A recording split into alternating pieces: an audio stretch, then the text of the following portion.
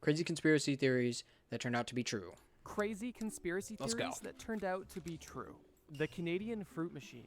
The fruit machine is an ambiguous name, but if you have a keen mind, you might have had a few assumptions on what it could have been about.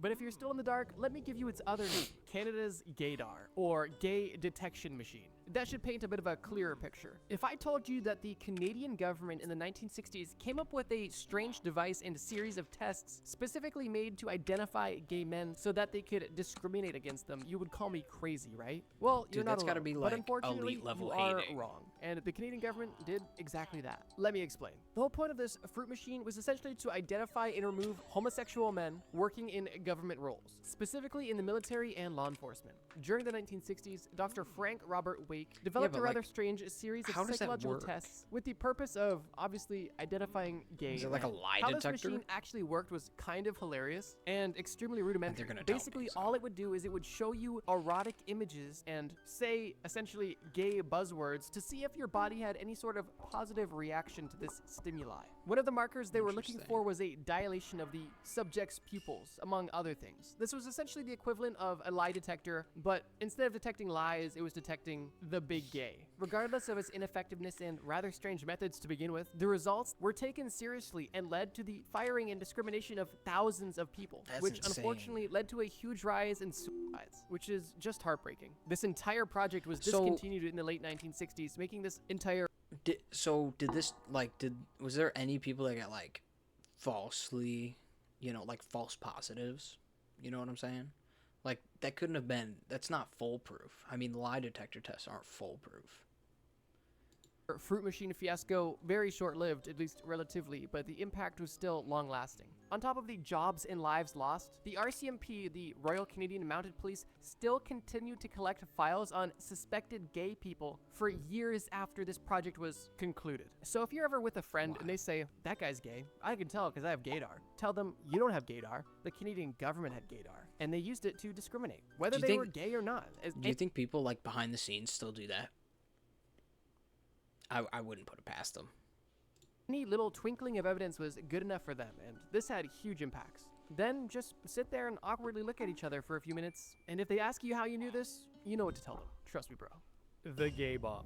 While we're on the topic of the big gay, I have one more for you. This is a That crazy way to being start the a video, gay bomb, by the way. which was a non-lethal chemical weapon theorized by, surprise, surprise, the United States military, specifically the Air Force. This bomb's purpose was simple yet strange. It was meant to be dropped over enemy territories, spreading a chemical mixture in the form of gas that would turn enemy troops essentially homosexual. This hypothetical weapon was confirmed in a 1994 No, there's Department no of way Defense this is document, real. where it spoke of a hypothetical weapon designed to dispense sexual pheromones among enemy forces to generate mutual attraction. Now, initially, I thought the military application would be that the soldiers would just be too busy loving on each other to get any fighting done, but that wasn't the case. It's actually a lot less interesting. Supposedly, the entire point was to cause confusion and panic amongst these troops, reducing their effectiveness in battle. Picture this. The year is 1993. You and your friend are sitting on the couch watching the movie Sniper, which just came out. When all of a sudden, you say to your friend jokingly, Whoops. I bet the US government's probably thought about making bombs that would turn the enemies gay. You and your friend have a chuckle and continue the movie. However, the following year, you are hanging out with the same friend again, and instead of watching a movie, you are doing something that every teenager does. Reading a Department of Defense release, when all of a sudden you see actual Yeah, I do that confirmation all the that time. the US Air Force was contemplating I guess a I'm not a gay teenager bomb. anymore. After reading this, you're shocked, and you look your homie in the eyes and can't believe that your silly little joke was true. And in that moment, you and your friend start making out because you guys were gay. Alright, seriously though, the first two are a bit silly, but these get a lot more serious. Project MK9. Okay. As I said, Project MK, I'm sure the word ultra was the first thing that popped into your head. And that's because most people know about that crazy true conspiracy theory. And for that reason, I wanted to add something a bit different. Project MK Naomi was actually the successor of MK Ultra, and was a collaboration between the CIA and the US Department of Defense. And it went on for almost 2 decades, from the 1950s to the 1970s. The entire goal of Project MK Naomi was to gain a deeper knowledge on chemical and biological warfare weapons, specifically to determine what substances would kill people and what chemicals Yo, would I don't have do closed what to captions people. on. Should Once I the turn CIA should I turn closed captions on real quick? and Department of Defense had a list of chemicals and a list of reactions ranging from irritation all the way to death, they then started focusing on unique delivery systems for these chemicals. Most notable of which being dart guns, specifically dart guns either filled or having their tip coated with these specific chemicals, with one of the most famous examples being the heart attack gun, which was, like you may have guessed, a gun that shot a dart at a target that would, shortly after injection, cause a heart attack in the victim, making a very intentional death seem accidental. And it's no doubt that these weapons would have been very useful for spies, especially during the Cold War. When how would it seem accidental? You have a dart shot in like the side of your body. Like, you're not just laying there. Like, you probably got like a dart sticking out your arm. They're like, yeah, this definitely had nothing to do with killing him. It must have been an accidental heart attack.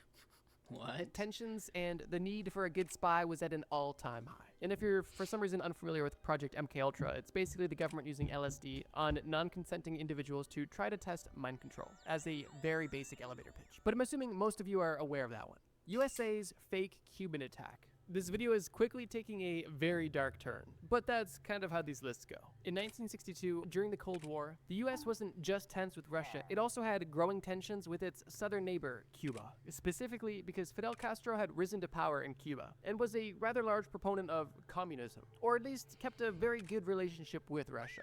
During this time, the US experienced the Cuban Missile Crisis, which simply put was Russia putting their nukes in Cuba because the US had put their nukes in Turkey and Italy. This situation was scary, but it was resolved safely. However, the US did not forget, hence them coming up with Operation Northwoods. The plan suggested that the government would carry out a series of fake terrorist attacks on the American military and civilians, to then blame Cuba for these attacks and then justify going to war. Some of these crazy actions that they planned on doing to their own people was hijacking planes, sinking boats, and even bombing US cities. All done intentionally to point the blame at Cuba. But this wasn't just a get back for Dude, that's some stuff you see in like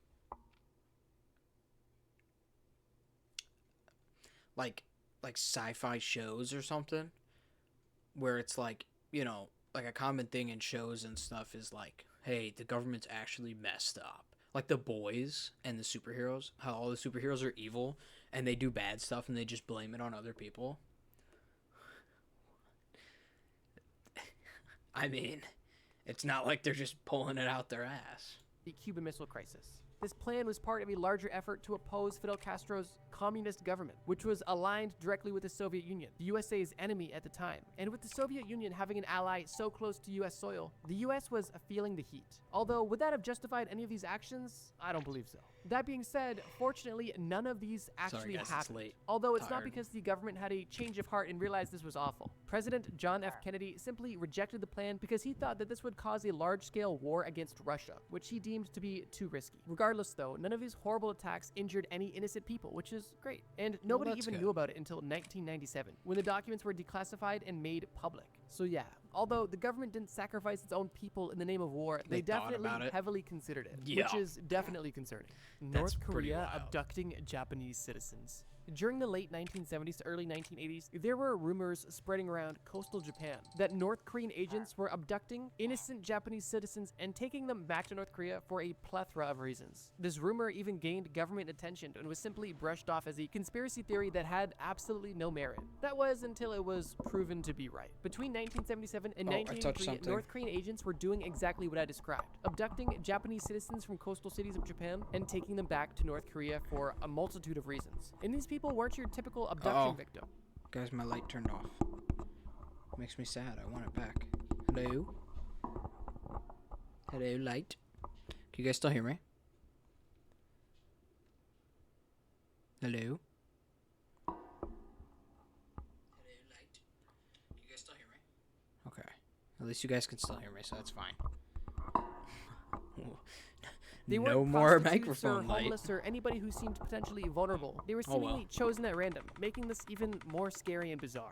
The Japanese government officially recognizes I kind of need to go back, guys. I'm sorry.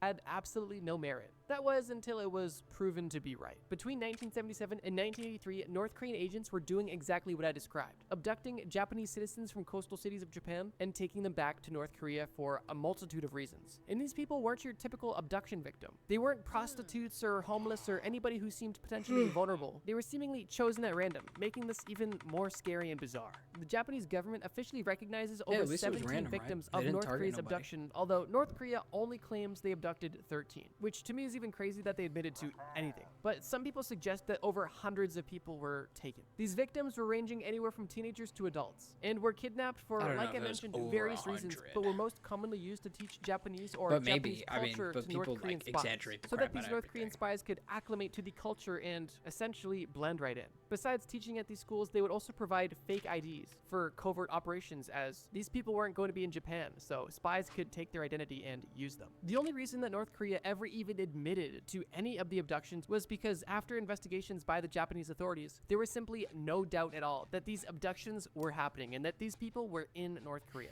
It was only until there was absolutely no one else to blame and nowhere else to go for North Korea that they finally admitted. Unfortunately, there really is no happy ending to the story, and the chances are that these abductions have gone on much longer and there has been many more victims than we could have ever imagined in this situation. And with the way that things are currently with North Korea, it's very likely that they will never be held accountable for literally abducting, torturing, and killing innocent Japanese citizens. Yeah, the US government poisoning alcohol. It's no conspiracy theory that from 1920 to 1933, the US government banned alcohol, hence this time being known as the Prohibition era, as alcohol was literally prohibited. But besides passing laws and regulations to ensure that no alcohol was being produced or distributed, the US government also took a few additional steps to really deter people from consuming alcohol. What the government chose to do was add methyl alcohol into industrial grade alcohols to deter human consumption. It's theorized that the government assumed that having these deadly poisons in this alcohol would cause some of these illegal consumers of alcohol to pass away, deterring these bootleggers to sell their product as it was killing their customers. Unfortunately, that wasn't the case, and the bootleggers continued to sell, and alcoholics continued to drink. And unsurprisingly, as a result of this, many people were poisoned and died.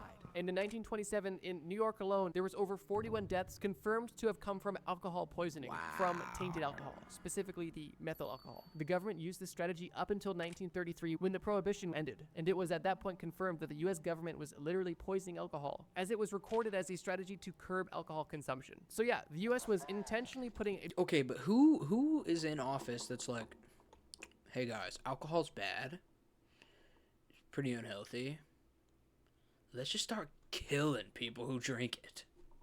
What? What?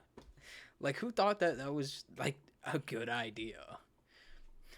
Deadly chemicals into products that they knew that people were consuming. I find this one a bit interesting because although people weren't supposed to be consuming this, the US government knew that people were going to consume this. So the fact that they intentionally put deadly chemicals into it, to me, is a bit just concerned. murder slash attempted murder. But I would like to believe that there's a way where you can deter people from drinking illegal industrial grade alcohol without putting literal poison in it that's going to undoubtedly cause death. Like potentially adding an agent that is extremely sour or potentially even extremely spicy, making the alcohol essentially consumable as it's so uncomfortable to drink, but still rendering it non-lethal. As great as this sounds, this might have not been an option, as those sorts of additives may have rendered the actual industrial grade alcohol less effective, which wouldn't have worked because this alcohol needed to serve its primary purpose, as it wasn't meant to be consumed. It was literally industrial grade. But yeah, anyway, from 1920 to 1933, the US government decided that the best way to deter people from drinking alcohol was by killing them, or at least slowly poisoning them, which I wouldn't say is much better. Nice. The USA's fake Vietnam attack. And we're already back. Does this story sound at all familiar? But seriously though, I could make an entire separate video focusing solely on extremely deplorable things that the US government has done. But I do value living, so if you really want that video, let me know in the comments, but if not, I probably won't make it. That being said, just show up to his house mid-recording session. In 1964, USA was of course beefing, this time with northern Vietnam. This entire situation is known as the Gulf of Tonkin incident, and it marked a pivotal moment in the escalation of the US involvement in the Vietnam War. The situation happened in early August of 1964 and involved U.S. naval vessels conducting operations off the coast of North Vietnam. On August 2nd, the U.S. destroyer, the USS Maddox, was conducting intelligence patrols. And on this patrol, it encountered 3 North Vietnamese torpedo boats. There's a small conflict which led the Maddox to fire warning shots at the torpedo boats and the torpedo boats to respond with an unsuccessful attack. The Maddox suffered minor damage, literally only took a single bullet hole, but the North Vietnamese torpedo boats were significantly damaged, with crew either dead or severely injured. This entire encounter happened because the North Vietnamese were pretty sussed out about covert US-backed operations happening on their coast. Regardless, this incident was relatively minor in regards to the Vietnam War as a whole. But what isn't is the alleged second attack that happened 2 days later on August 4th, 1964. It was claimed that on this day, another attack on the USS Maddox and the USS Turner Joy had taken place. The ships were claimed to have been targeted based on radar signals and intercepted communications between the North Vietnamese. However, with these claims seeming very plausible, there was little to no evidence and were later debunked. The captain of the USS Maddox, John Herrick, was almost instantly questioning the validity of these claims, as he was the captain and heard no such thing of this second attack. And shortly after, the entire attack was debunked and proven to be nothing more than manipulation. He's like, we got attacked? I don't remember. That's amazing.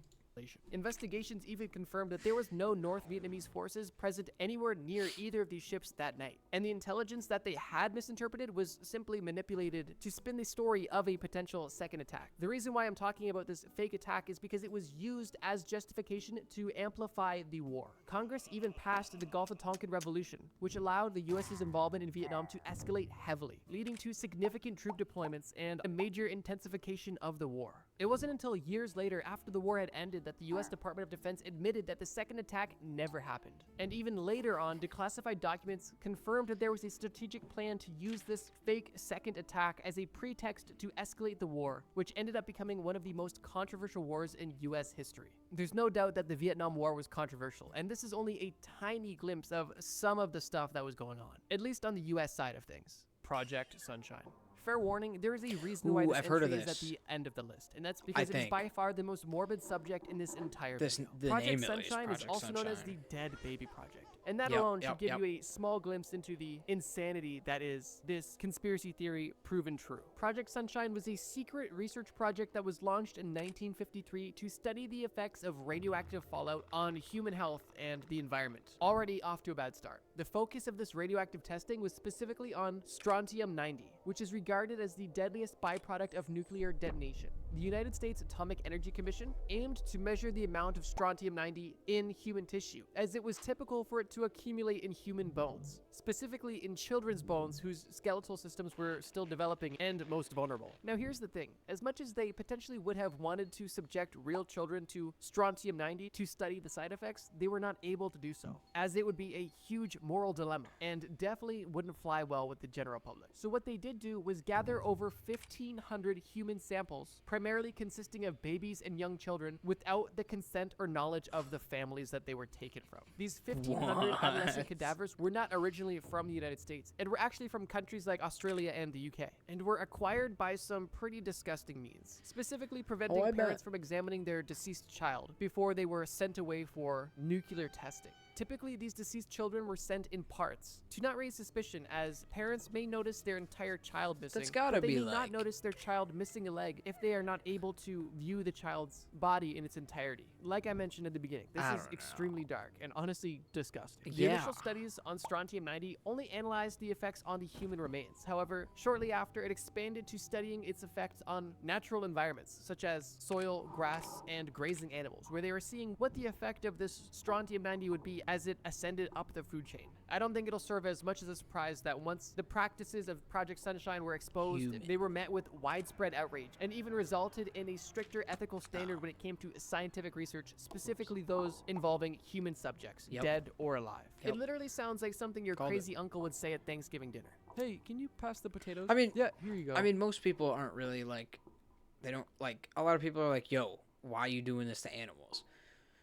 But like most people kind of just ignore it. But yeah, if you hear about, yo, you're messing with, whether they're living or not, you're messing with human beings, like they're like, you're already messing with dead people, you're probably going to start testing on living people.